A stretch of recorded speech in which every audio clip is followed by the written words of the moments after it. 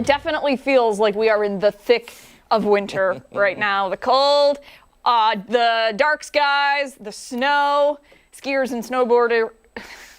I'm really struggling with this. Can you just read it for me? I don't listen. I think there's some errors in it, and that's why it doesn't make sense. Yeah. It definitely feels like the heart of winter in our region. And with the cold, skiers and snowboarders rush to resorts looking to make the most of the snowy months. Chris Lopez. No. I'll finish. Chris Lopez. I'm sorry. There are words missing, though. Chris Lopez is live at Brantling Ski Slopes in Sodus this morning. He can't even make it down the hill, though, ladies and gentlemen. He is stuck up there. If you have a rescue vehicle, can you go pick him up? Call Ski Patrol right now.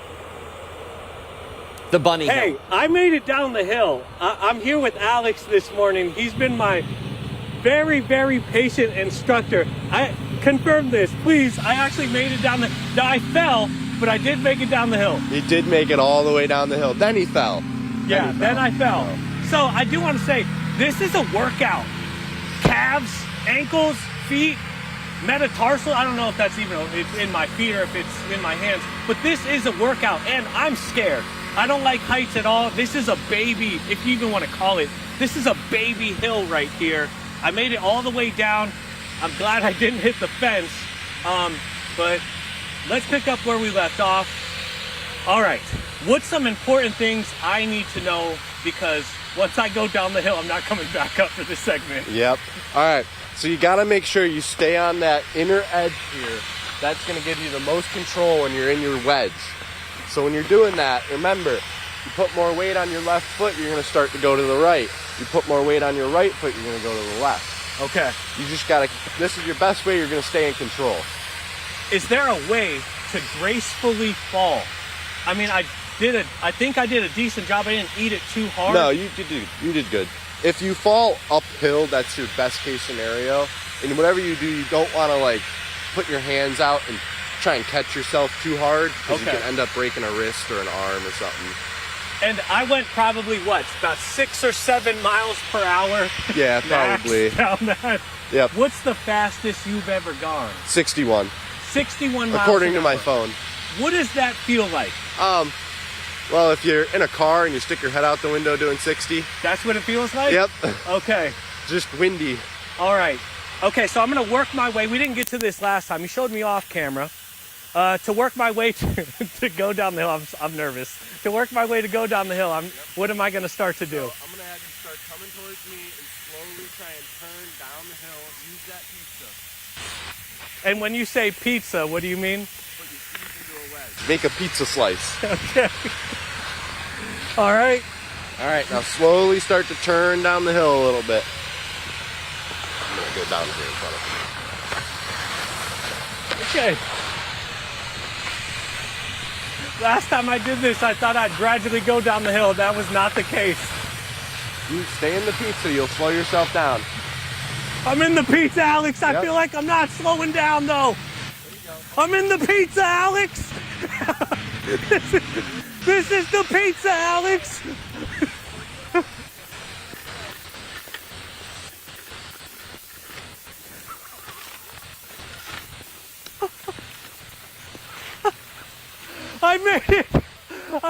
I made it without falling. How'd I do? 1 to 10. I give you a 5. Give me a 5. Third time down the hill. And you guys are open if someone wants to take lessons from the instructors. You guys are good to go? Yep, we're open from 9 to 5 today. Okay, all right. I'm done. I can't make it back up the hill. It's like a 10-minute process. We only got about a minute left. I'm going to send it back to you in studio. Go ahead. Roast me. Alex was not impressed. I feel the heat coming through the camera. Alex gave you that 5 out of pity. Yeah. That was a 2 if it made the board at all, Chris. You did not move. Your skis carried you. Yeah. And then you got to the bottom and you started to go up another slope, and then you couldn't stop, so you just started going backwards. No, you got a 2, my friend. I think we need to see one more run, Chris. I really do. I think just, take the skis off. I can't make it back up there just without take them help. off, walk Or up else I the hill, It sounds like he's scared. That took me 5 minutes to do it. Oh my goodness, it took him 5 minutes. You know what's really disheartening? When you go skiing and you see like the 2-year-olds and the 3-year-olds like zipping past you. They've been on skis like their entire lives. And that's literally anyone at Brantling right now next to Chris. Yeah. Anyone looks like a professional. You know what, Chris? I think. Did you learn how to fall properly? Nope. You should have saw me right before we went live. That's when I fell in this pit here. I fell on my left side. Not too shabby. You could see some of the snow, but it wasn't that bad. I thought I was going to eat it. I actually thought I was going into this bench over here. I was fine. Lift, I fell before it. I think. Yeah. I'm kind of. Wow. Or the bench. All right, yeah. The bench over here. It's all right. Chris, it's all right. do us all a favor. Take the skis off, get in your car, and come back. They don't want you there anymore. Oh, well, we want you here, buddy. We want you here. Oh, goodness. When Art Rochester returns, it's this morning's Health in a Handbasket. Pizza back up. Health in a Handbasket. Jen Haefele here on the other side of the break.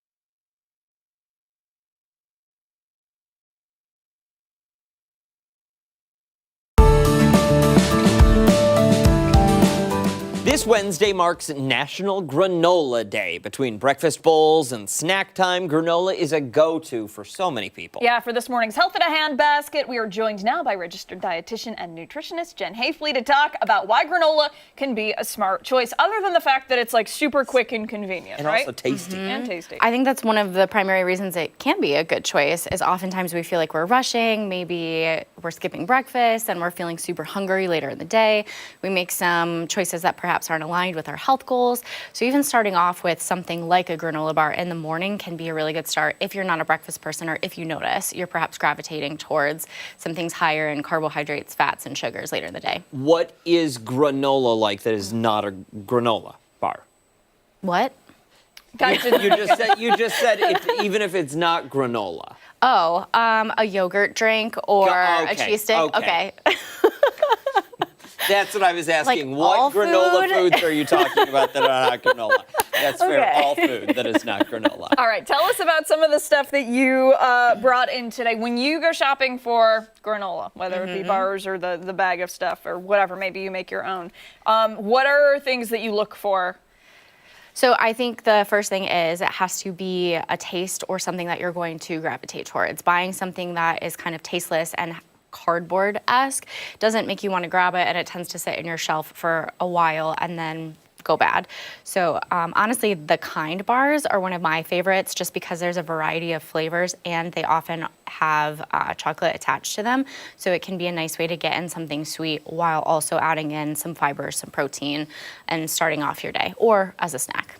Some of these brands I've heard and have had, and they're delicious. Yeah. There are 2, 3 that, first one, and this one. Never heard of them. Yeah, I actually went through the granola aisles at Wegmans yesterday and grabbed a variety of stuff. I was looking at, do they have nuts in them? Are they maybe gluten-free? Are they vegan? Are there a variety of different ingredients that we can look at? So we know like Kind bars and maybe some of the bars in the front, like this one, isn't necessarily vegan, but this one, I believe, off the top of my head, is vegan and gluten-free. So if you have someone or a kid who maybe has to take in an allergy-friendly snack, there's a variety of different options. Nice. Now, you mentioned kids. I imagine there are a lot of parents out there who are thinking, okay, I can think of 3 granola bar brands right now, and the first ingredient is sugar, and the second is chocolate. What are some other things that they should be like avoiding when they're shopping for granola products? I don't know if I would say avoiding. I think it's an opportunity to perhaps add or pair granola bars with things. If your child is asking for a granola bar, by all means, if it's what they eat, if you feel like they get their majority of their intake, do it that way, but maybe pair it with something and continue to present like, here's a fruit, here's a vegetable, and start there. Oftentimes when we push or we create rules with kids, they dig in harder. One on the end here, the caramel. The Bear Bell? Yes. Does that have protein in it? Yeah, so this is more of a protein-focused bar. It's a little bit more like a chocolate bar consistency. So that is one of the things to think about with granola bars. What's your goal? So granola bars were originally developed in order to provide people with more fiber, but now we're looking at, are they providing people with more protein, a wider array of nutrients? And if we're thinking about the classic way that granola bars were used maybe in the 60s, 70s as an outdoor snack, is something that has a little bit more carbohydrate to support activity.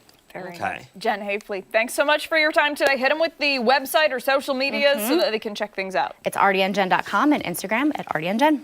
Perfect. Thank you so much. Doors that way, leave the products here. Don't go anywhere. We've got a lot more to come right here on ARC Rochester as we continue into the 9 o'clock hour. We'll be right back.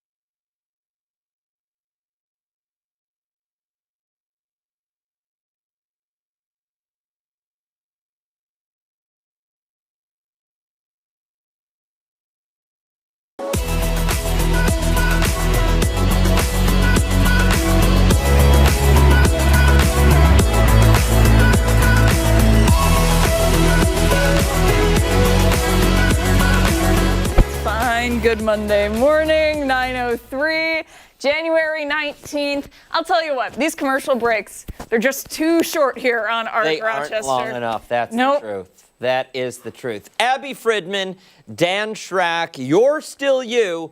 That is John Boinagurio. I'm still me. And Yes, you. Yeah. Beautiful. Absolutely.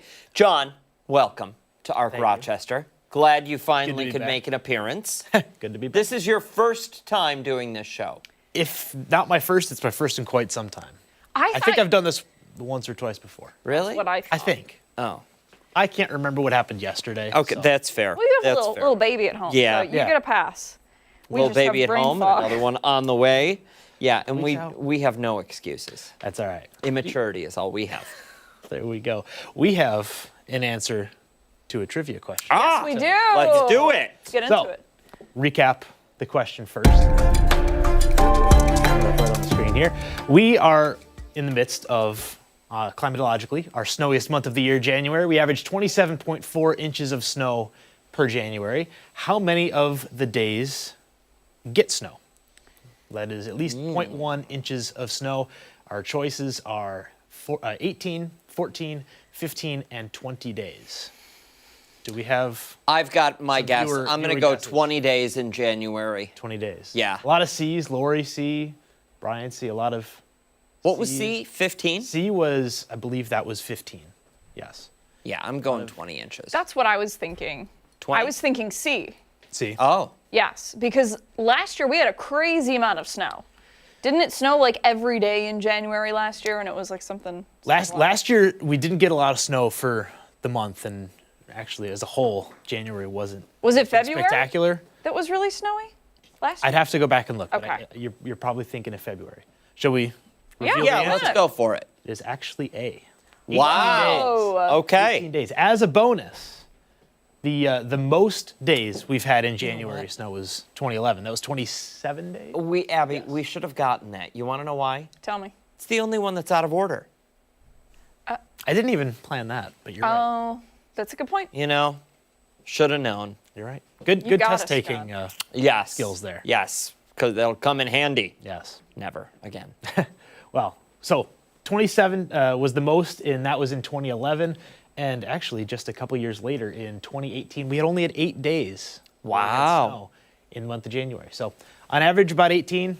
It's just less than 3 weeks out of 4.5 weeks. That's not a bad ratio, more Yeah. than 50%. Yeah.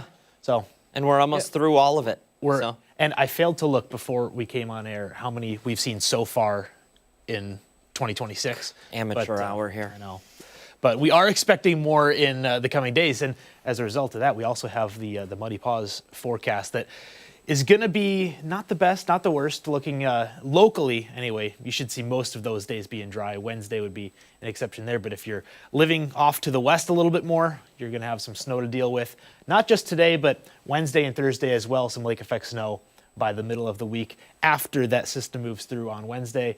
The rest of the days there are just cold. You don't want to have the dogs outside anyway. That's a good point. Unless they just need to, Yeah. do their business. Yeah. Bring them back in. Then come back Don't in. let them sit outside. It's Yeah. Get gonna be back far on the too couch cold. under the blanket and Yeah. let's cuddle. They've got fur, but Yep. it's going to be 10 degrees, so why do that to them? Chilly stuff. Exactly. Yep. But yeah, cold. We've got more cold and snow on the way. And looking at radar right now, that snow is still stuck to our north and west. Again, we are expecting that to move through the area after noon today, really between 3 and 5 o'clock. That's going to be the prime time for some of that snow to actually fall and accumulate. It's not going to be a lot, but it is going to be right around that afternoon drive. If people are working today, that's when you'd expect it. Temperatures in the low 20s at that point, upper teens for areas south of town. Going into the nighttime hours, we'll see that band really set up off the east end of Lake Erie, off the east end of Lake Ontario as well. That means we're going to be in the clear for tomorrow. Single digits early, really just a cold day on Tuesday. Things don't improve a ton as far as temperatures go throughout the day. Wednesday, we're back in the 30s. we'll see a little bit milder air then. But snow amounts less than 1 inch for Rochester. Most of that snow is going to be south of Buffalo, and you'll see the typical areas getting their foot plus by the time we get into Wednesday afternoon. And the cold air is going to stick around for a little bit. We saw on the 7-day forecast earlier, and we'll see it again in just a minute, just how cold we're expecting things to get. Single digits through the upper plains today. We're going to see low teens tomorrow. By the end of the week and into the weekend, it'll be a stretch to get to double digits. So expect the winter forecast to continue into that next week. I believe that's the last full week of January that we're coming up on. Yeah, you're right about that. We like that part of We the like that forecast. part, but We do. we were talking about the 60 days Yes. till spring earlier, and 60 days till spring, and we good dose of know reality. at the end of this month, then we're, snap right at the beginning of what is typically Yeah. the coldest point of the winter season. Yeah. What? For people, comment was funny. The good dose of reality. We still have 8 weeks left. Yeah. Well, yeah. People who do like the Winter Olympics, though, that's coming up. That's something to look forward to. Yes. As long as we're going to be stuck with the cold and snow, there is that. Yeah, unless I'm going to the Winter Olympics, I don't know. I'm trying to think of something. I know. Something. My eyes are on the prize. Yeah. You're Right there. I'm right here. Mid-March. We're almost there. Right here. All right, John, thank you. Okay. Much more to get to this morning on Arc Rochester, including when we come back, we're going behind the curtain of a brand new stage production. And don't forget, you can take us on the go wherever you are. Arc Rochester is streaming live right now on the 13 Wham YouTube channel and foxrochester.com. Stick around. We're back on the other side of the break.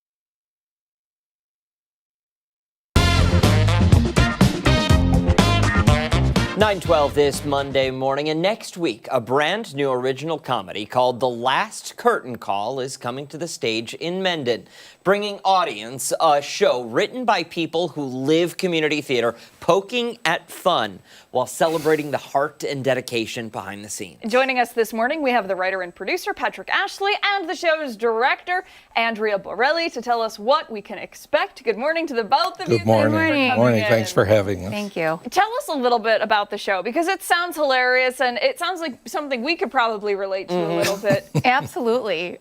We have great characters in this play. It's We've got a director that's a forever optimist. We have a villain that has an axe to grind. And we have every single persona of the theater that you can think of. We have the diva. We have the novice. We have the guy. The tech guy. The tech guy that just totally doesn't know what he's doing. It's really funny. And everybody kind of relates to each other and stuff. How long does something like this take to craft, to write, to put together?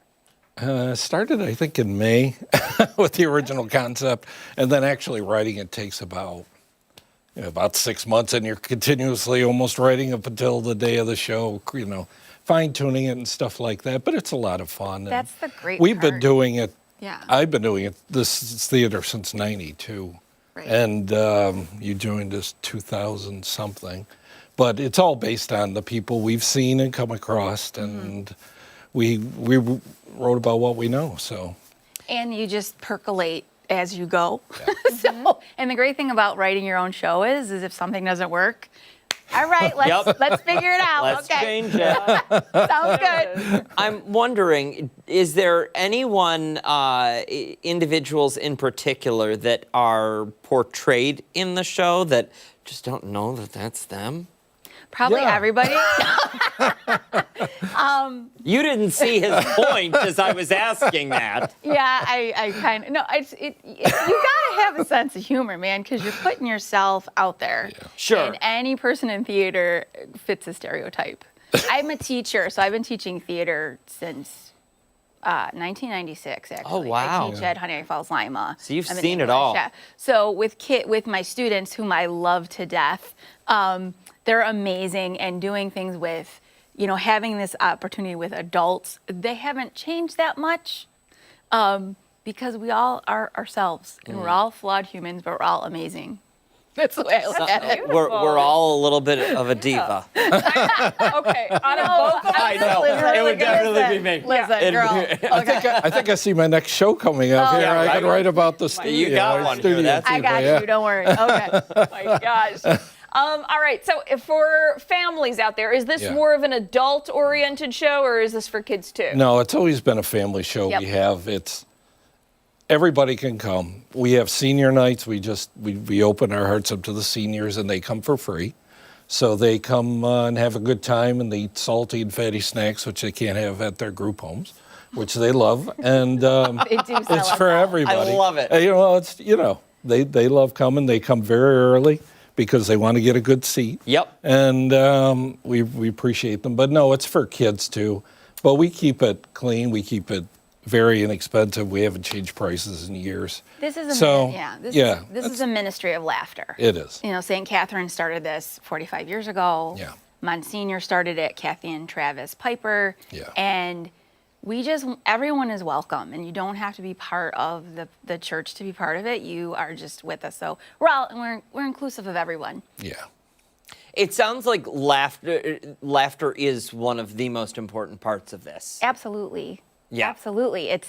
And you laugh with the cast, but when the audience comes, that's the best. Like as soon as you hear that first laugh, you're like, okay. Things are going to come together. On the right foot. Yeah. Right. Tell us a little bit about how it has evolved starting from the beginning. You said, you've been making tweaks.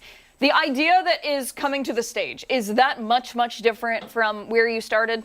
No, not from when we first wrote it. Or I first wrote it. One yes and one no. I mean, no, it hasn't changed that much. I mean, sure, you got to tweak because, people get into this character and they take off with it. They'll start, adding stuff you never saw. And it's like, wow, it's great, keep it. Or we'll workshop that. I mean, whatever. But it really is pretty much the same vision. It's just making fun of us, really, is what it is. And this is what we go through. And eventually we get to a show, and here it is, and hope you love it. And I think people will. So for audiences sitting at home this morning thinking to themselves, what is this experience like? Is all of it going to land with them if somebody thinks to themselves, I don't know about theater and the theater people and the how the sausage is made. Are they going to get all of it? Yeah. If you've ever seen a Disney movie, it's the same thing. It's a melodrama. You have the villain, boo. You have the hero, yay. You have the heroine, oh.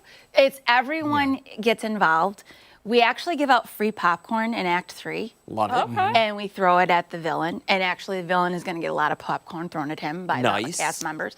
So it's like, I feel like it's audience participation. It's Vegas-style seating.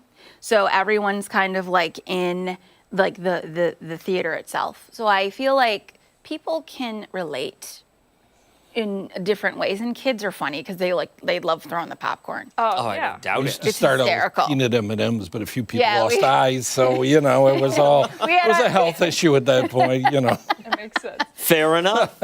Thank you both so much for coming Well, in thank you today. very much for Best having of luck, us. break Appreciate a it. leg for somebody Yes. who wants to see the last curtain call. When, where, how do they get tickets? So they get tickets at mscptheater.org, and they can jump right off from there. Tickets are $15 a piece. You get price breaks in larger quantities, and we start. Our first night is January 30th. Yep. And we run through 7 shows. We have matinees too. So Right around the corner. Right Thank around you the corner. both so much. Thanks, we really guys. Thank you for Appreciate having it. us. Thank We you very much. appreciate. Thank you very much. Time right now is 9:19. When we come back, we're looking ahead to a community celebration for Martin Luther King Jr. Day. We're back on the other side of the break.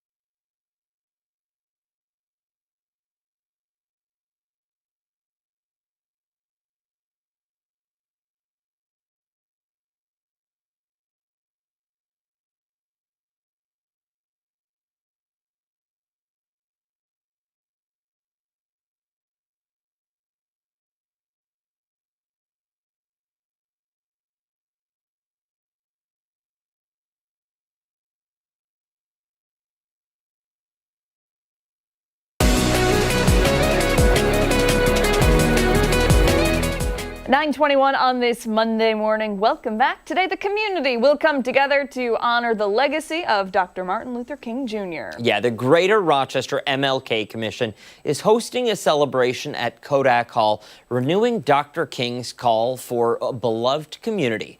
Simeon Bannister, the commission's president, is joining us later this morning to talk about this year's event, why Dr. King's message continues to matter all these years later. Yeah, and you know what? Over the weekend, we saw quite a few events that happened, people honoring Dr. King's legacy as well. In honor of the civil rights leader, the Greater Rochester Martin Luther King Jr. Commission will be hosting a free community commemoration.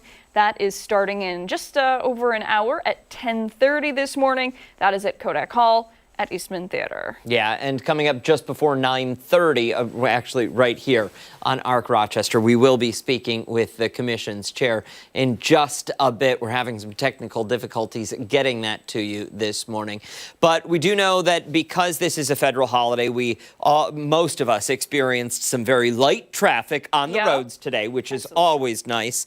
And schools are closed, banks are closed, stock exchange, You know, you mentioned schools closed. That being said, though, we did have some students over the weekend honor Dr. Martin Luther King Jr. We did. With the Rochester Philharmonic Orchestra. Incredible job. Pairing up, really, really incredible. I believe it was School 19. Yes, and School of the Arts. Yep, teaming up with the RPO to put on a really great show. I Have a Dream. And, you know, just fantastic. The clips that we've seen from that, truly, truly incredible. They really are. Ashley, I don't know if there's probably not a way to get the sound in there, the instrumental, that Nat sound.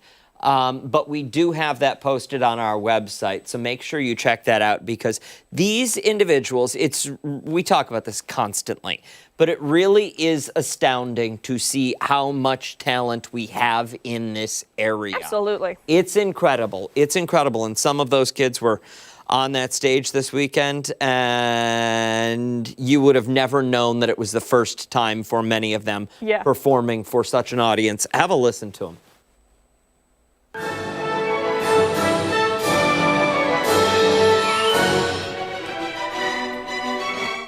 Yeah. So good. Absolutely. Yeah. So good.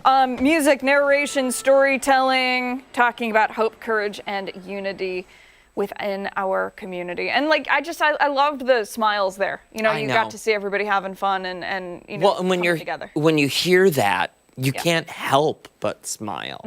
Also happening today, Rochester's famous Garth Fagan Dance School will honor the memory of Dr. Martin Luther King. The school today, as it always has, offering free classes for students of all ages. It started doing this in 1997. Advanced registration is recommended, but you can do all of that online at garthfagandance.org. Again, garthfagandance.org. That free celebration happening today. Yeah, and just a quick reminder, because it is a federal holiday, most schools, like Daniel said, are closed. Banks, the post office, the stock market, all of those are closed, but retail stores, Wegmans, Tops, Walmart, all of those will be open and operating as usual. They certainly will. 9:25, stick around, a lot more to come right here on ARC Rochester this morning. We'll be right back.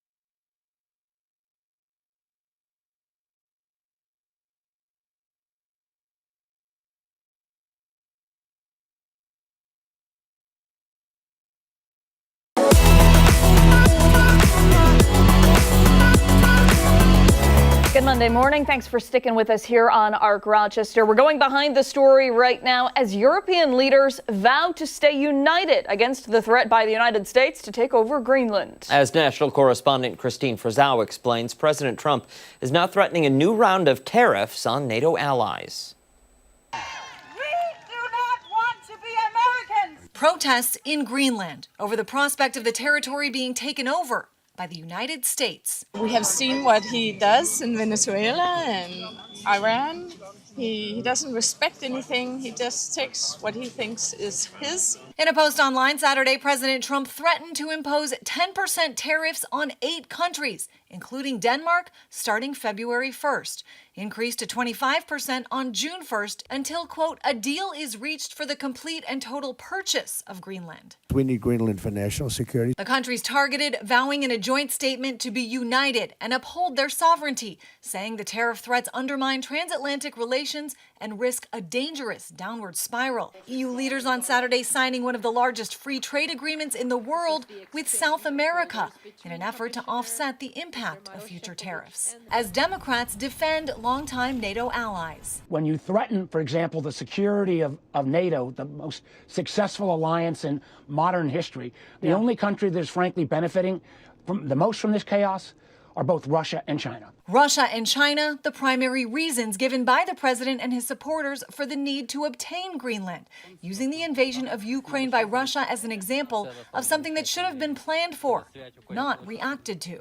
President Trump is being strategic. He's looking beyond this year. He's looking beyond next year to what could happen for a battle in the Arctic. We have an absolute national security interest in controlling and I think ultimately owning Greenland. The threat that we are faced with continued Arctic incursions by China and Russia is real.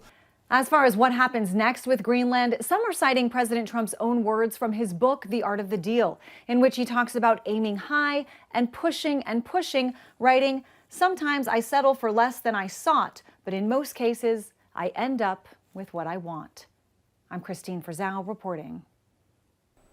Now, European leaders have joined together pushing back against the president's announcement that he would impose sanctions on nations that deployed small numbers of military forces to Greenland last week. Yeah, Trump announcing a 10% tariff would be imposed on all goods sent to the U.S. from Denmark, Norway, Sweden, France, Germany, the U.K., the Netherlands, and Finland. That is until the U.S. is allowed to buy Greenland. Trump said the new tariffs will come into force on February 1st and will increase to 25% come June 1st. Leaders in the EU have called this blackmail. Trump first raised the prospect of acquiring the minerals-rich island in his first term.